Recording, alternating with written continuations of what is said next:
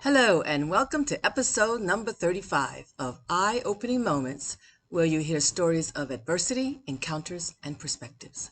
These are real-life stories that can lift your spirits, give you some food for thought, or move you. I am Emily K. Tan. In this episode, you will hear about the flood, knowing someone fast, and don't judge.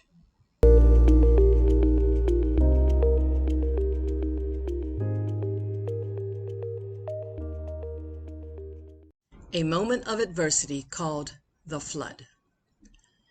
Seen floods on television before, but when it finally happened where I lived in real life, I didn't know what to make of it. There was a hurricane. My family taped up windows with masking tape in a crisscross fashion, and we did not know much else. It didn't seem like a big deal to me, but when I stepped out to go to work, I saw that there was indeed a flood. The water came up to my knees. How was I going to get to work? I didn't have rain boots. I didn't have the proper footwear to walk in flood. At 16, I was just worried I couldn't get to McDonald's to go to work. Working at McDonald's was my escape from home. I hated home. I grew up with one set of values from Grandma for over 10 years. And now I was living for 2 years with another set of values with Mom. I wouldn't say I liked Mom's set of values, and I wouldn't say I liked living with her even though it included my siblings and father. I was determined to get to work. I had a job. I had to get out of the house and be away from family. I folded my pants up high as I could, as I would get wet if I didn't. I waded through the water. I was worried that I would be late for work as I had to wade through the water slowly. I didn't see many other people walking around on the streets or driving in cars. It was hard work wading through water so slowly, and more than half my legs were wet from the flood water. I paused, but I pressed on. It was no fun ambling like in slow motion and getting all wet. I started feeling dirty as I waded through dirty water created from street dirt. Usually, walking to work was only 10 minutes away and was not far. On flood day, why was it so far away? How long before I get there? I continued, slowly but surely. Alone, no one to talk to, I continued wading through murky waters. There were areas where the water was lower and easier to walk through, but there were enough areas where water was up to my knees to make the walking tiresome. Fast walking on a sunny day could be tiresome, but slow motion walking in water was more exhausting.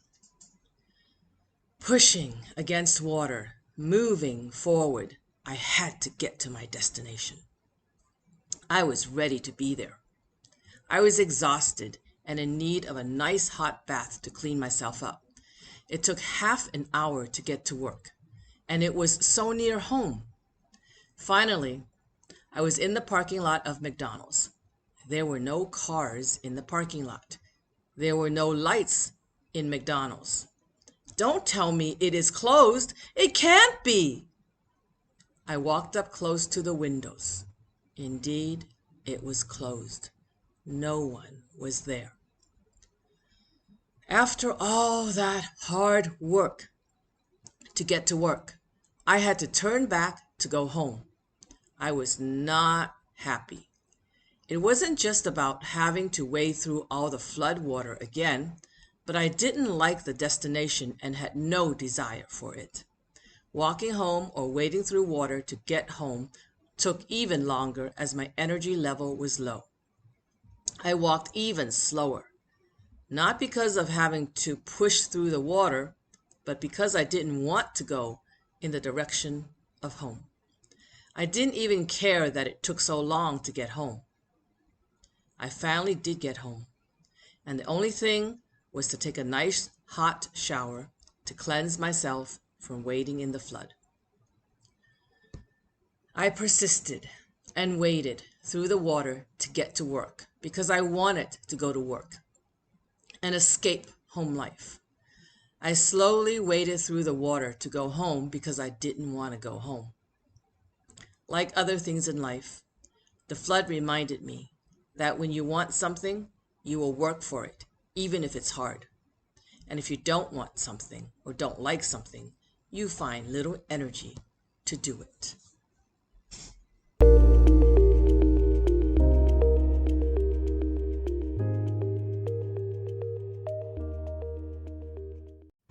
A moment of an encounter called Know Someone Fast. People have so many facets. People are complex. So how can you learn about a person quickly without spending a lifetime trying to know them? You can. Because of a 3-month encounter, I can attest to this.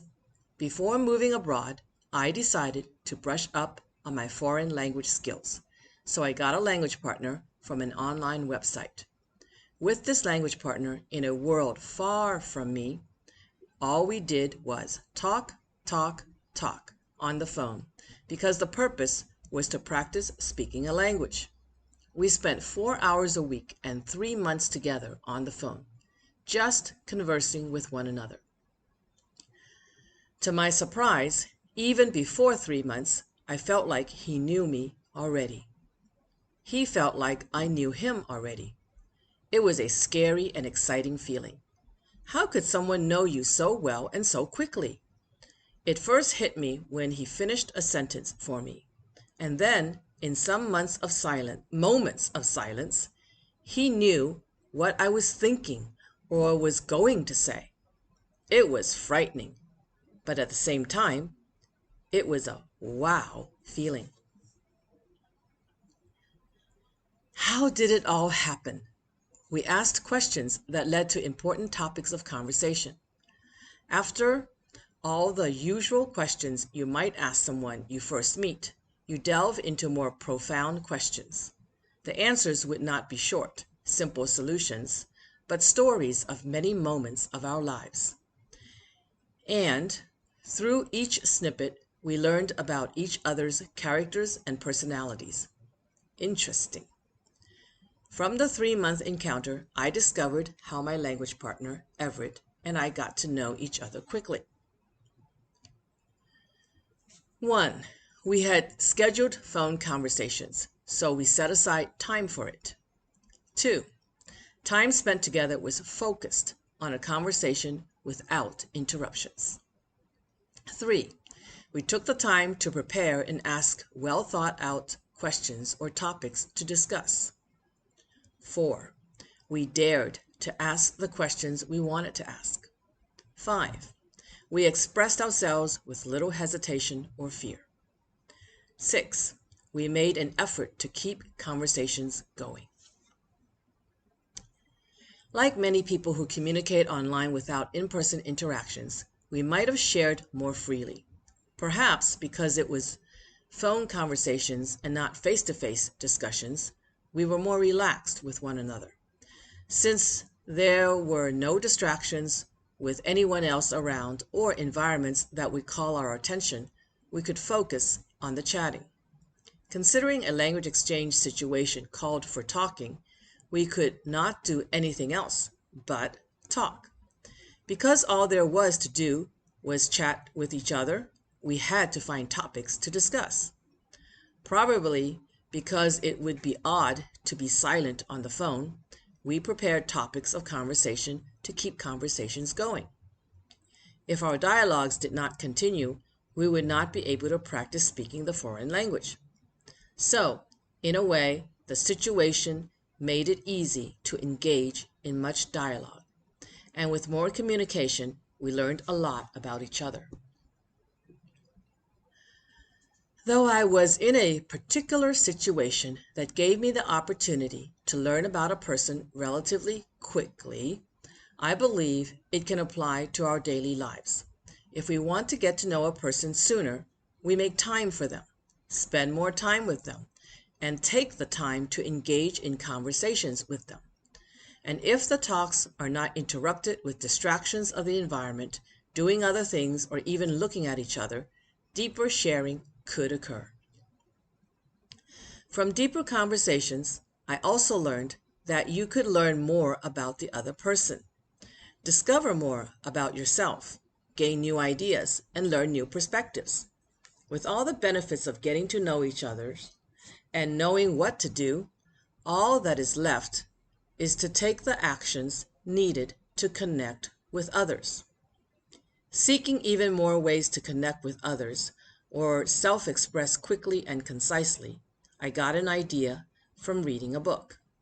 It was a book basically about sharing yourself in 6 words, and those 6 words would open a window to your life for others to know.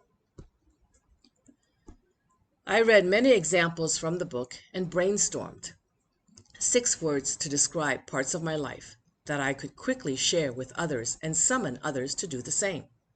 The question was, can you tell about yourself in 6 words? 6-word sentences or phrases could reveal so much about a person. You don't need to spend a long time with a person to learn much about them.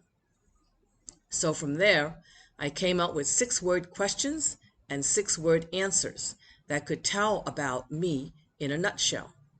In this fast-paced world where we have become more and more impatient, or we want to know now or yesterday, before we continue with anything, even relationships, we want to hear the gist first. I made up some questions and answers about myself, and each statement is in 6 words. After hearing or reading them, you will probably know a lot about me already. You can challenge friends, family, acquaintances, and even strangers to do this task. It's interesting and fun to learn about yourself and others through this activity. 6-word questions and answers I gathered together about myself could give you some ideas to ponder and start writing about yourself or others. So here I share some of mine. Some career questions and answers. Why did you become a teacher? I wanted a voice that mattered. Why did you become a writer? I wanted a voice that touched. Why did you go into business? I wanted to inspire many people. Why do you enjoy being a manager? Practice being of service to others. Why didn't you become a mom? Didn't want to be like mom. Some love questions and answers. Why turn down 4 marriage proposals? I didn't believe anyone loved me. Why finally choose to marry him? Like a resume, it looked good. Why did you get a divorce? He was too anal for me. Why is he the most unforgettable? He touched and understood my heart. Why was that breakup most devastating? I did not see it coming. What did I learn from breakups? Nothing is forever. Enjoy the moment. How did he describe you then? You are beautiful inside and outside. How did another describe you then? A fighter, a fighter, a fighter. How did you meet your boyfriends? Business, school, travel, blind date, pen pal, friends. What are the most romantic experiences? Small, simple, short moments in time. What were some most heart-wrenching moments? Betrayal, abandonment, overcoming adversities, finding courage. Why was he the most romantic? Small, simple, short moments in time. How did you fall in love? He read my heart and understood. Some moving questions and answers. Why did you move to Boston? I was chosen to move there. Why move back to New Orleans? Grandma wanted me to enjoy the house. Why move back to Boston again? I liked Grandma's values a lot more. Why did you move to California? Hello, I was madly in love.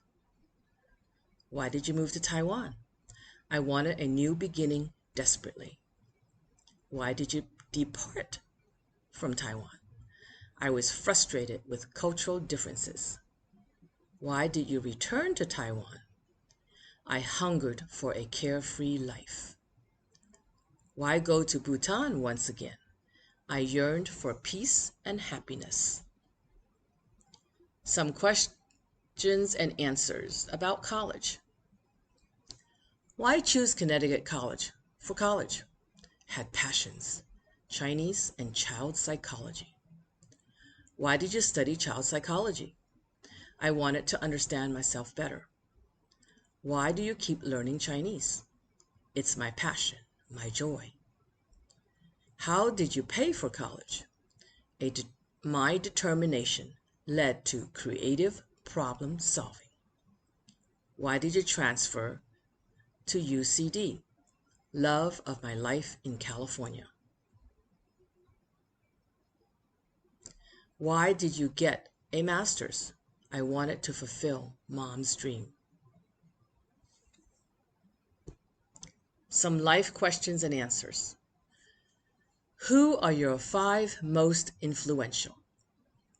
Keith, Devin, Grandma, Mom, and myself. Why did you persist when failing? Winning had to be the result. Why did you continue when failing? Failure, not an option for me. What drives you to keep moving? Do something meaningful, leave a mark. Why did you kill off some? They did something that irked me. What is your secret to life?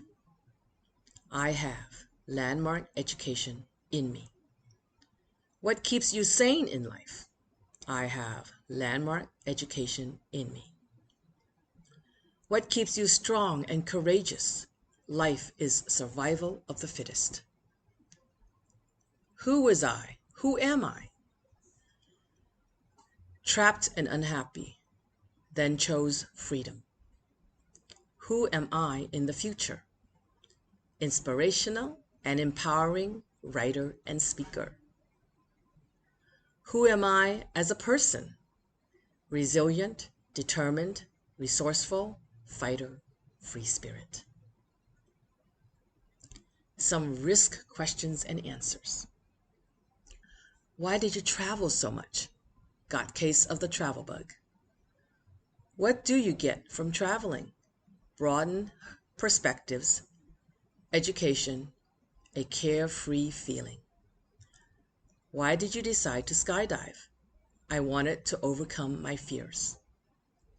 Why sky jump, bungee jump, zip line? To enjoy sheer freedom and joy. Why risk going on daring adventures? To experience joy, freedom, and curiosity. Why venture from your comfort zone? To learn, grow, live life fully. Some family questions and answers. Why leave home at age 5? Mom chose me, the strong one. Where are you in the family?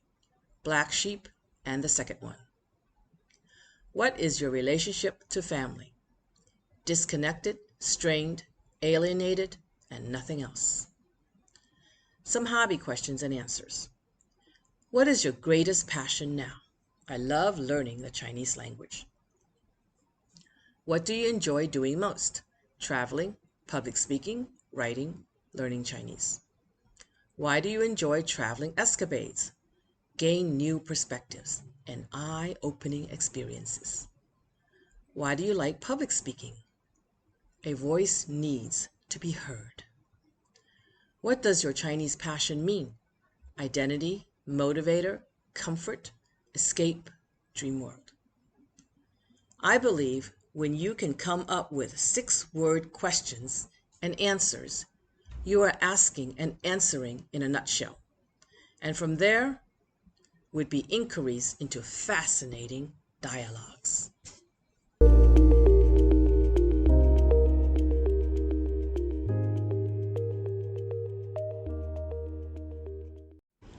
A moment of a perspective called Don't Judge. Dad was in town, and we were at his brother's house visiting. Dad called everyone to the long rectangular dining table. Standing at the head of the table, he asked if anyone knew what he had before him. It was our first time seeing this thing. He had found it at the market and was elated as he hadn't eaten it since he was a child in China. In those days, it was not something easily found in America. As we were all invited to sit down, Dad proceeded to explain. He said, "You see how pokey this looks on the outside? It almost looks like a porcupine. It's ugly looking. When I cut this open, you will see yellow bags of mushy sacks inside, and it will stink. But you will not smell the stinky smell once you taste it on your tongue.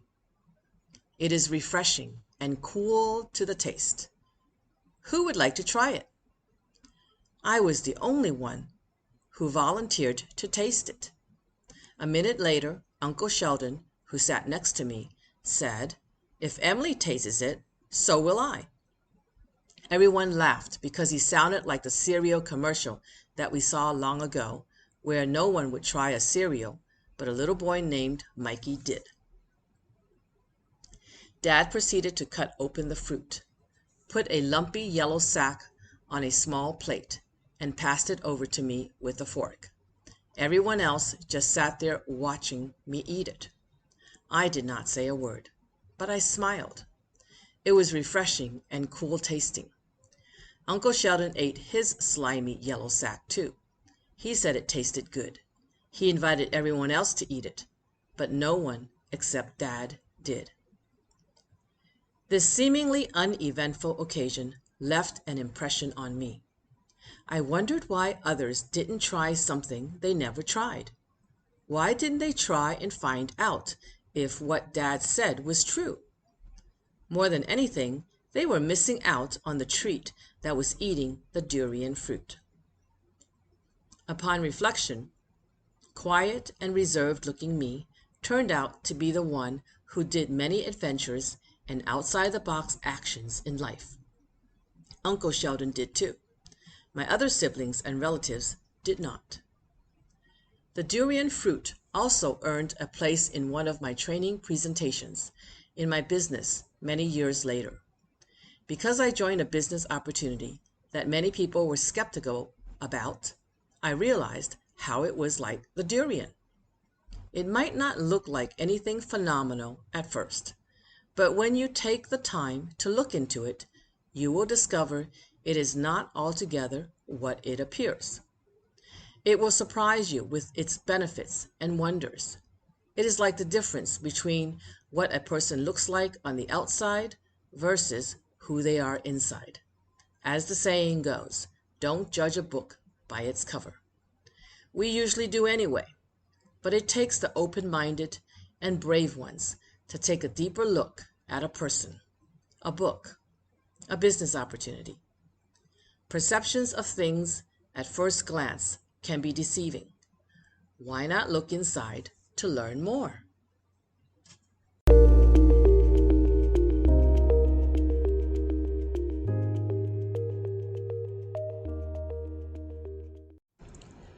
Though there was a flood, I pushed through the water to get to the job I wanted to do, and lost my energy to wade through it to go back home because I didn't want to go home. Though getting to know a person often takes a bit of time, you could also get to know a person fairly quickly. Though we tend to judge things by its exterior, we can learn more by looking into its interior and discover more wonders. Next week, you will hear 3 new real-life stories called Physical Labor, Year Number 5, and A Contradictory Character. If you enjoyed this episode of Eye-Opening Moments, please share it with others subscribe, or click like on YouTube. Support the show by clicking on the link in the description, or go to inspiremereads.com and leave a message. Thank you for listening.